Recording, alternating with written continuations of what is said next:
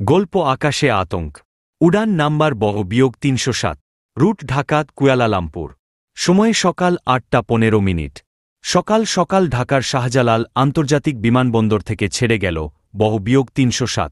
বিমানে ছিল প্রায় ১৮০ জন যাত্রী, আর সবাই ছিল ভ্রমণের আনন্দে মুখরিত। বিমান যখন বঙ্গোপসাগরের উপর দিয়ে উঠছে, তখন হঠাৎ ইন্টারকমে কড়া গলায় একটা ঘোষণা শোনা গেল, তোমাদের বিমান এখন আমাদের নিয়ন্ত্রণে। কেউ কোনো চালাকি করার চেষ্টা করো না। আমরা চাই আমাদের দাবিগুলো মেনে নেওয়া হোক। সব যাত্রীর মধ্যে হঠাৎ আতঙ্ক ছড়িয়ে পড়ে। কিছু শিশু কাঁদতে শুরু করে, বড়রা স্তব্ধ। কেবিন ক্রুরা সকলকে শান্ত রাখতে চেষ্টা করছে। ককপিট ২ জন সশস্ত্র ব্যক্তি পাইলটকে বন্দী করে রেখেছে। একজন রেডিওতে বার্তা পাঠাচ্ছে, আমরা মুক্তি চাই এবং $৫ মিলিয়ন, না হলে বিমানের ভবিষ্যৎ অনিশ্চিত। কিন্তু তারা জানত না, বিমানে একজন বিশেষ কর্মকর্তা ছিলেন, রানিয়া রহমান, বাংলাদেশ স্পেশাল ব্রাঞ্চের একজন গোপন এজেন্ট। তিনি দ্রুত কেবিন ক্রুদের সহযোগিতায় একটি গোপন সংকেত পাঠালেন এয়ার ট্রাফিক কন্ট্রোলে।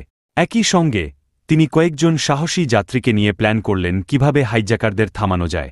চূড়ান্ত মুহূর্তে রানিয়া ও তার টিম একসাথে ঝাঁপিয়ে পড়ে হাইজ্যাকারদের উপর।